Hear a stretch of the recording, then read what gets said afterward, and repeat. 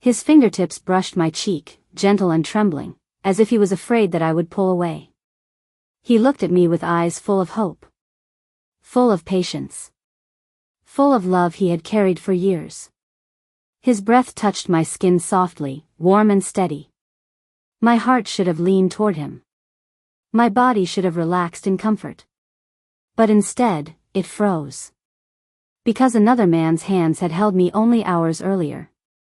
Another man's voice had whispered my name the way no one should except the man standing in front of me. Another man's presence still lingered on my skin, hidden beneath my clothes, burning into me like a brand of guilt. Luke looked at me with hope. I looked at him with guilt. My lips trembled.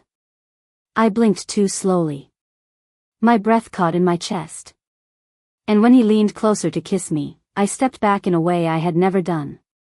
His eyes changed. His smile faded. His hope cracked. And that was the moment my heart split between two men, without a single word spoken. Before I continue, I want to appreciate every single one of you for subscribing to the channel.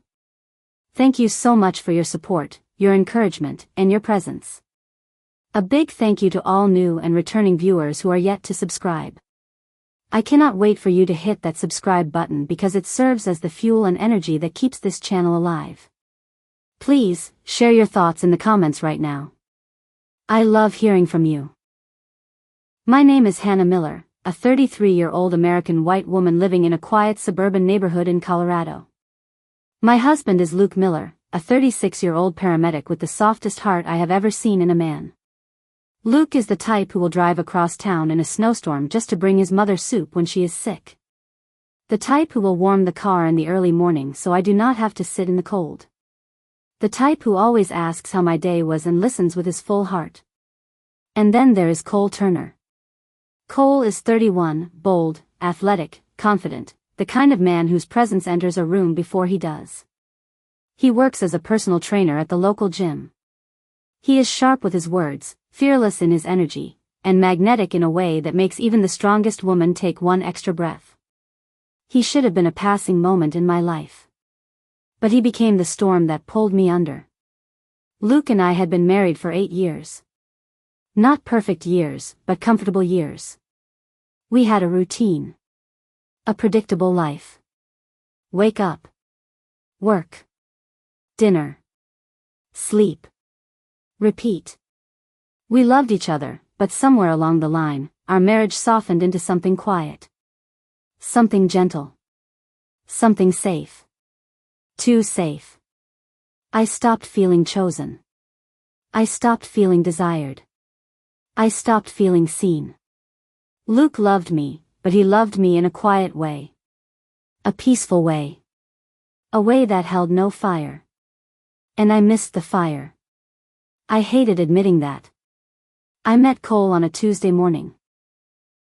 I had signed up for a gym membership because I wanted to take better care of myself. I did not expect trouble. I did not expect temptation. I did not expect someone who would look at me like he was peeling back layers I had forgotten existed. He introduced himself with a confident smile. You must be Hannah. I saw your name in the new membership list. I laughed nervously. You actually read those? He nodded. I read everything that interests me. The way he said it made my stomach tighten. He watched me in a way that Luke had not watched me in a long time. Not because Luke did not love me, but because routine steals intensity. And Cole brought intensity in every breath. He stood close. Too close. Close enough that I felt heat rising in my cheeks. You have great posture, he said. Most people do not walk in here with that kind of confidence. I am not confident. I am just trying not to trip, I said. He smirked. You are more confident than you think. His eyes lingered on me 1 second too long. And something shifted inside me. When I went home after the gym, Luke was making grilled chicken in the kitchen. He smiled, kissed my forehead, and asked how my day was. I lied. I told him everything was normal. I told him the gym was fine. I told him nothing special happened. But something special had happened. Something dangerous. Every time I closed my eyes that night, I saw Cole's smirk. Every time Luke touched my shoulder, I felt an ache of guilt I could not explain. Every time I smiled at my husband, I felt like a woman standing on the edge of her own destruction. I pushed it away. I tried to carry on. I thought I could keep control. But emotions are thieves. They steal slowly. After 3 weeks of small conversations, stolen glances, and quiet tension, everything changed. It was after a morning workout. The gym was almost empty. The sun was shining through the front windows, creating long shadows on the floor. I bent down to pick up my water bottle, and Cole stepped behind me, close enough that his breath touched the side of my neck. "You push yourself hard," he said softly. I straightened up too fast. My heart raced. He placed a hand on my arm, slow, intentional, heated. "You know you are beautiful, right?" My breath caught. No one had said those words to me in years. Not with fire. Not with hunger. Not with intention. I took one step back. "You cannot say that," I whispered. He smirked. "I can say anything I feel." I said nothing. Because I felt something too. Something wrong. Something dangerous. Something that made me feel alive in ways I had forgotten. Cole leaned closer, lowering his voice to a whisper. "I think you want something more. And I am not afraid to give it to you." His words hit me like heat. My knees weakened. My pulse pounded. And for the first time, I did not walk away. That evening, Luke sat beside me on the couch, smiling gently. He told me about his day. He told me about a difficult emergency call. He told me he wanted us to take a weekend trip soon. He looked at me with hope. I looked at him with guilt. That was when he placed his hand on my thigh and said softly, "I feel like something is changing in you. I cannot explain it, but I feel it. I hope I am wrong." His voice cracked a little. I felt something twist painfully inside my chest. But instead of opening my heart, I opened my mouth and spoke the first lie of many. "Everything is fine." Luke believed me. Because he loved me. Because he trusted me. Because he never imagined his wife could look at another man the way she once looked at him. The next day at the gym, Cole asked me, "Do you think about me when you're not here?" My silence told him everything. He grinned with a slow, dangerous confidence. Then he grabbed my wrist gently, pulled me into the empty training room, closed the door, and spoke with a low, heated voice that sent chills across my spine. "Then let me show you what you have been missing." My breath shook. My mind panicked. My body betrayed me. I did not walk out. I did not say no. I let the door close behind us. And that was the moment my life stepped onto a path that would destroy my marriage, break my husband, and test every limit of my heart. The door clicked shut behind Cole, and the sound echoed inside my chest like a warning. I stood there in the small training room, my breath shaking, my heart pounding against my ribs. The fluorescent lights hummed softly above us, but everything felt loud inside my head. Too loud. Too dangerous. Too close to crossing a line I never imagined I would even approach. Cole stepped toward me slowly, as if he was giving me one last chance to change my mind. His hand lifted, touched my jaw gently, and tilted my face up to his. His touch felt warm, too warm, warm enough to melt the part of me that had been starved for intensity. "You know you can leave," he said, voice low and confident. "But you are not leaving." I closed my eyes, because he was right. I was not leaving. My body leaned toward him before my mind could protest. His lips brushed mine, soft at first, testing, searching, and then the kiss deepened, hungry, fierce. His hands slid to my waist. My breath caught. My knees grew weak. I felt heat rise through me, the kind of heat I had pushed down for years. The kind of heat I thought marriage had taken away forever. But the guilt arrived at the same time. It crawled up my spine like cold fingers, reminding me that I had a husband at home.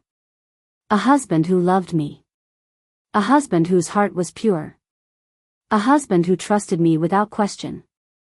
Luke. His name whispered in my mind like a plea. Cole's touch drowned that plea. When Cole pulled back slightly, his forehead pressed to mine. His voice was a whisper filled with certainty. You feel this, he said. Do not lie to yourself. I tried to speak, but the words broke in my throat. Cole stepped back, letting his eyes roam over me like he was memorizing the moment.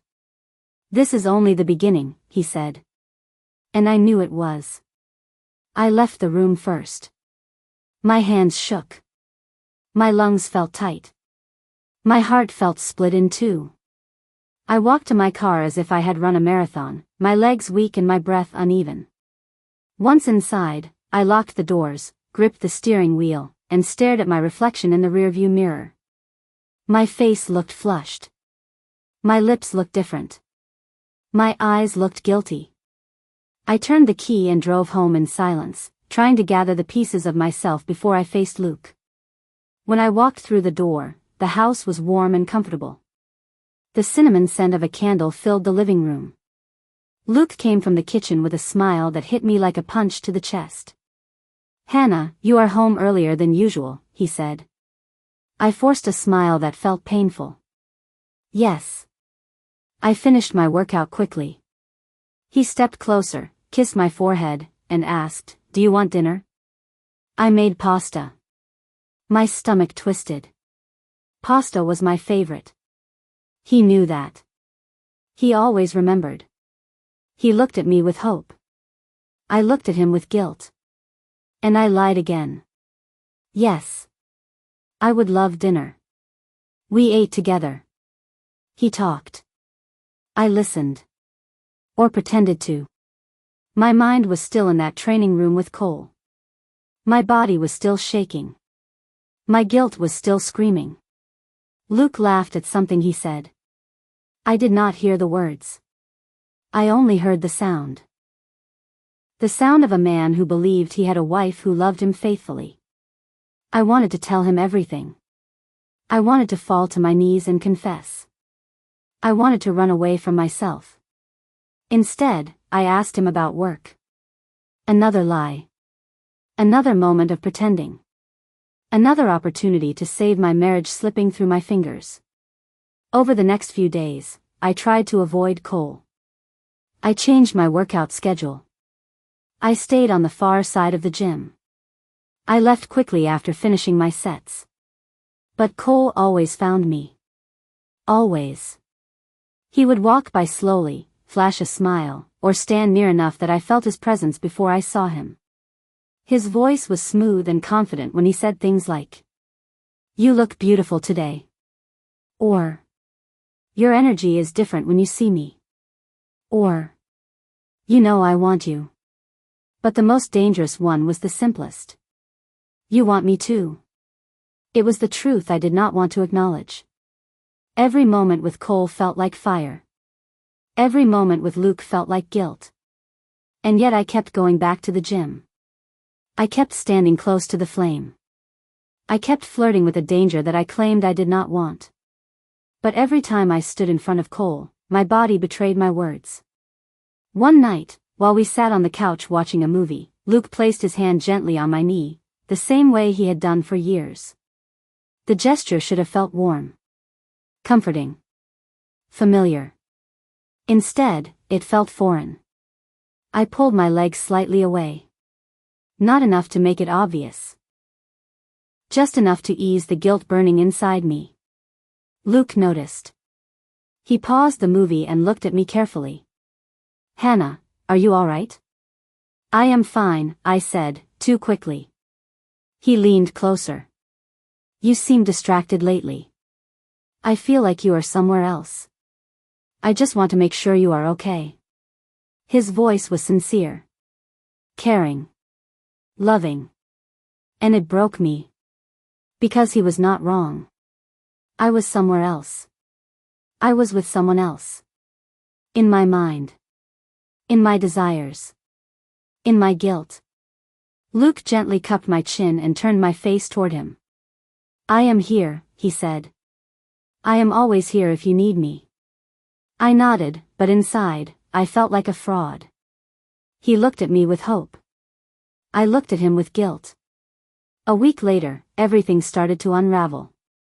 I had finished my workout and was heading toward the locker room when Cole grabbed my wrist gently and pulled me into the small office near the back of the gym. His eyes were dark with desire. His breathing was heavy. His body moved closer to mine instinctively. I need to see you, he said. My breath shook. Cole. I cannot do this. He smirked softly, brushing his thumb over my wrist. You already are doing this. I tried to pull my hand back, but he held it a moment longer. Not forceful. Not aggressive. Just enough to make my pulse race. Meet me tonight, he said. Before I could answer, the office door opened. And Luke was standing there. My heart stopped. My breath died. My legs trembled. Luke looked confused at first. Then concerned. Then suspicious. Hannah, he said slowly, I came to surprise you and bring you lunch. His eyes shifted toward Cole, who was still too close to me. Something in Luke's expression fractured. Who is he? He asked. My mouth opened, but no sound came out. Cole nodded politely. I am her trainer. Luke looked at me, not at him. Is that true? He asked. My silence was the loudest confession. And in that moment, guilt wrapped around my throat like a rope. Luke stood in the doorway of that small gym office, holding a takeout bag with my favorite salad and an expression that carried a pain I had never seen before. His jaw clenched slowly. His eyes blinked as if he was trying to process a pain that arrived too suddenly, too sharply, too violently. My heart raced. My breath froze. My guilt roared in my ears. Cole stepped back first, but only by an inch. His posture remained relaxed, confident, almost careless, as if the situation meant nothing to him. Luke's eyes shifted between us, lingering on the subtle closeness we had not managed to hide. He swallowed hard. Hannah, he said quietly, why were you in here? My mouth moved, but no sound came out. I felt like a child caught in a lie too big to hold, too heavy to carry. My throat felt tight, and my lungs burned with the weight of a truth I had refused to say for too long. I came to bring you lunch, Luke continued softly, and you were in here, with him. Cole lifted his hands casually, as if he wanted to diffuse the tension. I was only talking to her. Luke turned to him sharply. Please do not speak. This is between my wife and me. The word wife broke something inside me. Not because he said it angrily, but because he said it with pain. Deep pain. Luke looked at me, his eyes filled with hurt, disbelief, and a thin strand of hope that had not died yet. Hannah, he said again, tell me the truth. I felt tears build behind my eyes. My heart shrank inside my chest. I wanted to run. I wanted to disappear. I wanted to rewind time and erase every moment that led me here. But the truth was no longer waiting. It was demanding. I lowered my head. I am sorry. Luke inhaled sharply. His hand trembled around the lunch bag. How long has this been happening? He asked. I shook my head slowly. I never wanted this. I never planned it. That does not answer the question. His voice was calm. Too calm. The calm that appears before everything breaks. I looked up and met his eyes. It only started recently, I whispered. But even that felt like a lie in spirit, because it had started long before the physical moment. It started the moment I desired what was not mine. Luke closed his eyes for a moment and tightened his jaw, as if he was fighting tears. Come with me, he said quietly. Please. He turned and walked out. I followed him with shaky legs, leaving Cole behind without looking back. Luke did not speak in the car. He did not yell. He did not curse. The silence felt more painful than anger. His hand stayed firm on the steering wheel. His eyes stayed fixed on the road.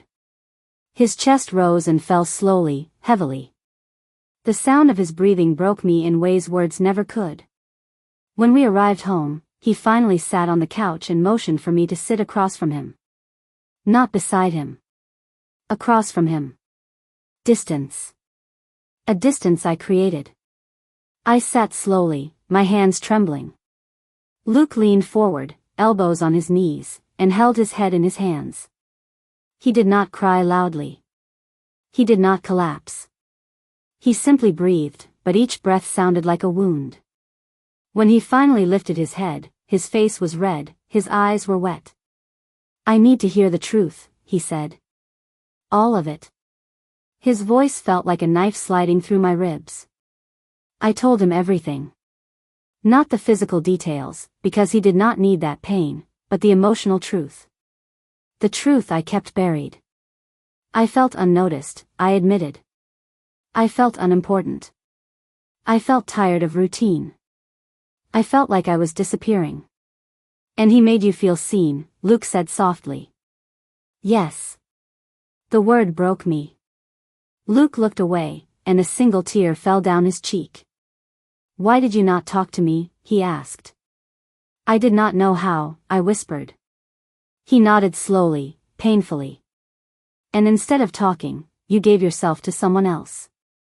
I closed my eyes as tears streamed down my face. "Yes." Luke placed both hands over his face and cried silently. I had never seen him cry like that. Not even when his father passed away. Not even during his most difficult emergencies. But now the tears came, slow and relentless, breaking him open. I wanted to move closer. I wanted to reach for him. But I knew I had no right. "You broke something inside me," he said eventually. Something I did not know could break. My heart shattered into pieces. "I am so sorry," I whispered, voice cracking. He looked at me. "I loved you with everything I had. And I still love you," I said. He shook his head firmly. "No. You do not. Because people do not hurt what they love. People do not destroy the person who chooses them every day." His words hit with full force. I sobbed uncontrollably. Luke stood up and walked toward the hallway. "I need space," he said. "I need time." He grabbed his jacket, keys, and shoes. I stood. "Please do not leave. Please." He turned around slowly. His eyes were sad, exhausted, but not hateful. "I am not leaving our marriage tonight," he said. "I am leaving this house for a while, because I cannot breathe in here right now." Then he walked out the door. And I collapsed to the floor. Luke stayed with his brother for 2 nights. 2 nights of silence. 2 nights of imagining life without him. 2 nights of staring at my wedding ring with shaking hands. 2 nights of realizing how close I had come to destroying everything.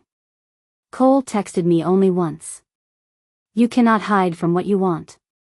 I deleted the message. Then I blocked his number. Then I blocked the gym location on my maps. Then I canceled my membership. I chose Luke. But I had to hope he would choose me back. On the 3rd night, Luke came home. He walked in slowly, quietly. He looked tired. Older. Wounded. I stood up from the couch immediately. "Luke."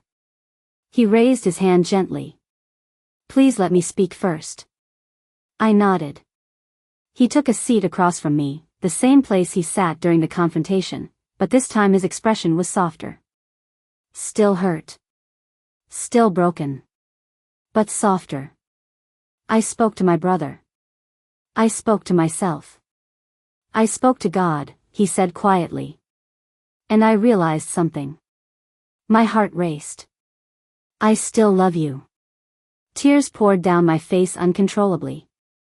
"I do not know how to trust you right now," he continued. But I do know that I want to try. I want to rebuild what you broke. Because the truth is simple, Hannah. I would rather fight through pain with you than live without you. I covered my mouth as a sob escaped my chest. Luke. I will do anything. Anything. He nodded slowly. I believe you. He stood up and stepped closer. His eyes softened. His breath shook. His voice broke into a whisper. He looked at you with desire, but I look at you with love. And I hope one day, you will look at me the same way you used to. I reached for his hands. He hesitated. Then let me take them. His fingers trembled. His eyes glistened. And then he pulled me into his arms. Not fully. Not tightly. Not confidently. But enough. Enough to show he was choosing to try. We cried together. We held each other. We broke quietly. We healed slowly. And in that moment, surrounded by pain and hope, we decided to rebuild.